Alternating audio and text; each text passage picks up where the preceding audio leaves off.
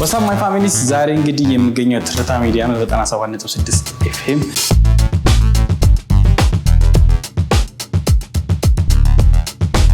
የዛሬው ልዩ እንግዳችን በሳቅ ምንጭ ነው የምታውቁት አሌክስ እዚህ ተገኝቷል። ዩቲዩብ አካውንት ስንት አካውንቶች ነው ያሉ? አንተ ወደ ዩቲዩቡ በደንብ ስትቀላቀል እንዴት ነበር አገባብ? ገንዘቡን ብዬ የመጣውበት ጊዜ አለ። ሪአክሽን ጋር ወስነ የገባበትን ጊዜ ታስታውሰዋለህ? አሴር ታዲያ ይባላል አንድ ጓደኛ አለኝ ስለ ያ ጓደኛ ብቻ ብዬ ያላሳጠረውና ከወንድም በላይ የሆነ ጓደኛ አለኝና እስኪ ሞክረው አንድ ቀን አለኝ አንተ ከኛ ጋር እንደዚህ እንደምታላግጠውና እንደምትለው ዛሬ ላይ ከብድ ይችላል እስኪ ሞክረው አለኝ። ዛሬ ሲዲ ስፖርት እንገኛለን። ባይ ብራዚል ሻምፒዮንስ ሊግ ማን ያልፍ ይመስላችኋል? ግን ሻምፒዮንስ ሊግ ማን የሚወስድ ይመስላል? እኔ ዩቲዩብስ አካውንት ከዚህ በፊት ባን ተደርጎብህ ወይ ተዘግቶብህ ወይ ተጠልፎብህ ያቅ ነበረ? ዩቲዩብ ተጠልፎብኝ ያውቃል። እሱ ላይ ደግሞ ሌላ ጋዝ ልጨምርልህና What's up my families? ዛሬ እንግዲህ የምገኘው ትርታ ሚዲያ ነው 97.6 FM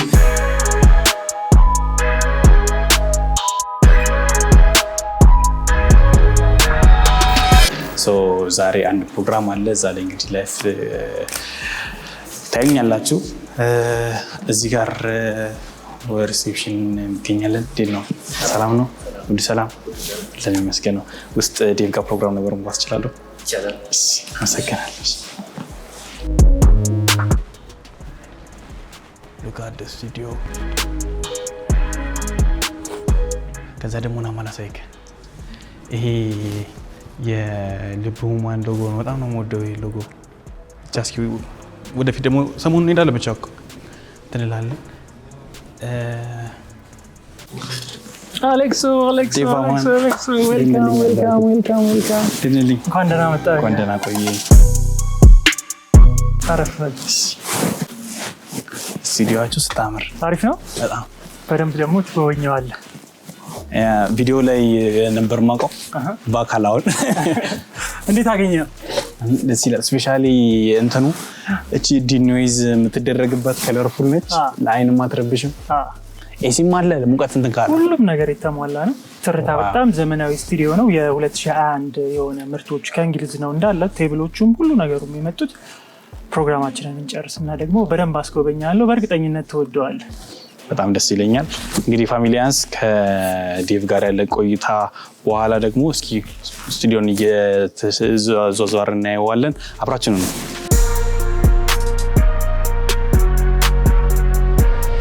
ሰላም ጤና ይስጥልን የተከበራችሁ ውድ የፕሮግራማችን ተከታታዮች፣ ዳዊት ፖድካስት ከትርታ 97.6 FM ጋር በመሆን ዘውትር በዚህ ሰዓት የሚያቀርብላችሁ ከዳዊት ጋር ቆይታ ፕሮግራማችን ጀምሯል። የዛሬው ልዩ እንግዳችን በሳቅ ምንጭ ነው የምታውቁት አሌክስ እዚህ ተገኝቷል። ቆንጆ ጊዜ ሊሰጠን አሌክስ ስለመጣ ከልብ ነው የማመሰግነው። ዴቫይ ስለጋበዝከኝ እኔም ከልብ አመሰግናለሁ። መልካም እንግዲህ አሌክሶ ገና ሳልጀምረው ፈገግ እያልኩ ነው። ብዙ ጊዜ ብዙ ሰዎች የሚያውቁ በሪአክሽን ቪዲዮ ነው። መች ላይ ነው የጀመርከው ሪአክሽን ቪዲዮዎችን? አንተ ወደ ዩቲዩቡ በደንብ ስትቀላቀል እንዴት ነው?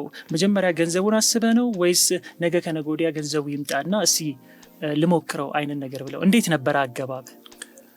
እንዴት ሆነ መሰለ ሪአክሽን ቪዲዮ ሪአክሽን ጋር ወስነ የገባበትን ጊዜ ታስታውሰዋለህ? አዎ ምን ሆነ መሰለክ አሴር ታዲያ ይባላል አንድ ጓደኛ አለኝ ስለ ያ ጓደኛ ብቻ ብዬ ያላሳጠረውና ከወንድም በላይ የሆነ ጓደኛ አለኝና የዩቲዩብ ህጎች ምንድን ናቸው? ዩቲዩብስ አካውንት ከዚህ በፊት ባን ተደርጎብህ ወይ ተዘግቶብህ ወይ ተጠልፎብህ ያቅ ነበረ? እስኪ ስለነዚህ በደንብ አጫውተኝ። ከመጨረሻው ልጀምርልህና ዩቲዩብ ተጠልፎብኝ ያውቃል። እሱ ላይ ደግሞ ሌላ ጋዝ ልጨምርልህና አካውንቱ ሃክ ሲደረግ በተመሳሳይ ቀን ላፕቶፖች ይጠፍተዋል። በአንድ በኩል ሳስበው ተጠቃሚ ነኝ አልጎዳም፣ በአንድ በኩል ደግሞ በጣም ተጎድቻለሁ። ግን በቃ እግዚአብሔር ይመስገን የሆነ ላያስችል አይሰጥህም ነገር። እስከዛሬ ባለ ልምድ የተነሳ እንደዚህ አይነት ዩቲዩብ የማማከር ወይም ዩቲዩብ ማኔጅ የማድረግ ነገር የለም? አሉ ብዙ ሰዎች እየሞካከሩ ነው። ያንተም ወዳጅ ዳሎል ኢንተርቴይንመንትም የራሱን ትምህርት ቤት ከፍቶ እያስተማረ ነው ያለው። ኮሜዲያን እሸቱም ጥሩ እየተንቀሳቀሰ ነው ያለው እና አንተስ እንደዛ አይነት ነገር ፕላኑ አለ ወይ? አሌክስ ስለመጣ ከልብ እናመሰግናለን። የነበረን ቆይታ ይሄንን ይመስል ነበረ። ሬዲዮ ላይ አብራችሁ ለነበራችሁ ከልብ እናመሰግናለን። ሳምንት እስከምንገናኝ ድረስ በድጋሚ ቸር ቆዩልን እንላለን። ኢክደብል ይመቻችሁ። አሌክስ ሰላም ሁኑልኝ። ፋሚሊያንስ እንግዲህ እንዳያችሁት ጸዴ ፕሮግራም ነው። ሙሉ ቪዲዮን ታገኙታል ዳዊት ፖድካስት ዩቲዩብ ቻናል ላይ ይኸውላችሁ እዚህ ጋር ያላችሁ ዳዊት ፖድካስት ላይ በጣም ደስ የሚል ነበረ። እዚህ ስቱዲዮ ላይ አሁን ሌሎች ፕሮግራሞችም አሉ አይደለ? ሲዲ ስፖርት በጣም ታዋቂ ፕሮግራም ነው። ዩቲዩብ ላይ ከ200,000 በላይ ሰብስክሪፕሽን አላቸው። ሬዲዮ ላይም ደግሞ በጣም ሂት ያደረገ ፕሮግራም ነው። ቲክቶክ ላይ ራሱ 6,000-7,000 ሰው ቁጭ ብሎ የሚያዩ በጣም ብዙ ሰው ይመለከታል። 1 ሚሊዮንም ሊገቡ ነው። ግርማቸው እና ሶፎንያስ በጣም የቤቱ ተወዳጅ ፕሮግራም ነው። ሌላም እነ ውቤም አሉ፣ ውብሸትም በጣም ተወዳጅ ፕሮግራሞች አሉ ትርታ ውስጥ።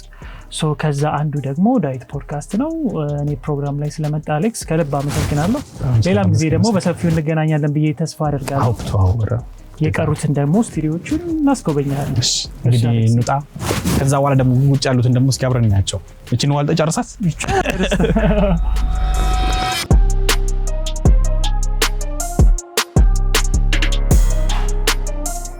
ይሄ የተቀዳንበት ዛሬ ፕሮግራማችንን ያቀረብንበት መርካቶ ይሰኛል ስቱዲዮ። ሲዲ ስፖርቶችም እንግዲህ ከዚህ ሆኖ ነው ላይቭ የሚያስተላልፉት። ያው ስራ ስለሚበዛበት መርካቶ ስቱዲዮ ተብሏል። ወደ ሌላኛው ስቱዲዮ እንሄዳለን ማለት ነው። ከዚህ ነው ቴክኒሻን የሚያሰራጨው። ቪዲዮ አለው፣ ድምፅ አለው። አሁን ላይቭ ላይ ያለው ማለት ነው። አሁን ላይቭ ላይ ያለው ሙዚቃ ከዚህ ነው እየወጣ ያለው። የቅርብ ጊዜ ምርት ነው። ከእንግሊዝ ሀገር የመጡ ናቸው እና ለከዎቹ የቅርብ ጊዜ ምርቶች ናቸው። ስለዚህ መርካቶ ስቱዲዮ ይህን ይመስላል ማለት ነው። ወደ ቀጣዩ ስቱዲዮ ደግሞ እንሰራችሁ።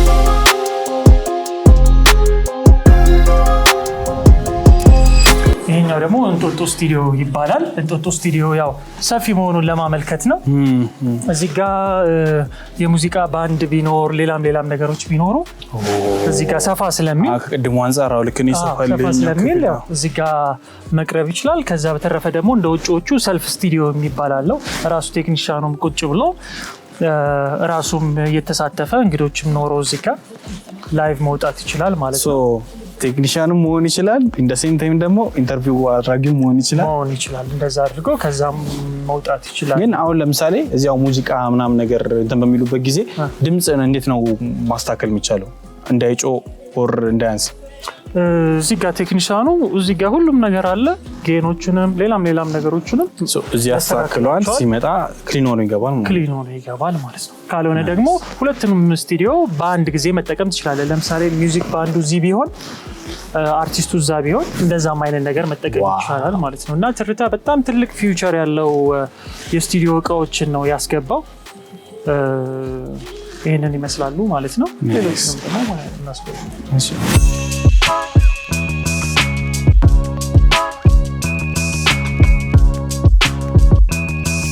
ፋሚሊያንስ እንግዲህ ስቱዲዮኖች ገብተናል። አሁን ሲዲ ስፖርቶች ይታያቸዋል። ያው ወደዛ አድርገው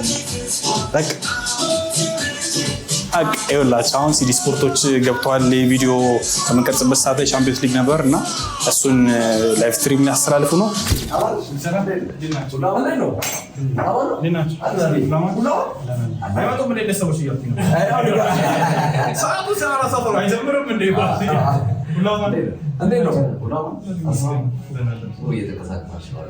እየሞከርን ነው ያው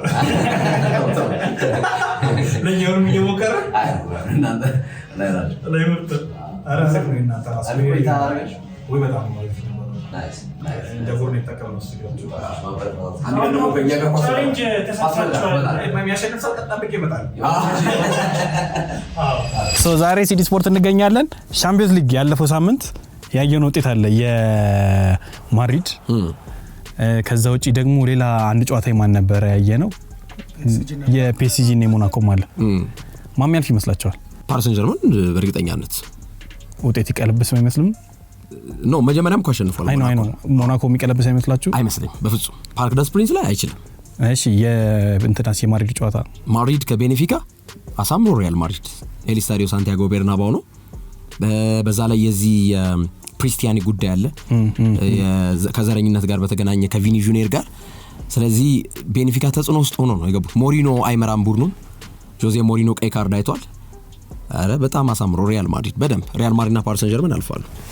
ምንም ጥያቄ የለው። ሞቬስ ነው ግልጽ ነው አሊ ሁለቱም ምንም ጥያቄ በሌለው መንገድ አንደኛ መልሱ ጨዋታ ሁለቱም ሜዳቸው ላይ ስለሚያደርጉ የማለፍ እድላቸው ሰፊ ይመስለኛል አንዳች ነገር ካልተፈጠረ በስተቀር። እንግዲህ አብረን እናየዋለን። በጣም ጓጉቻለሁ እኔ ራሱ።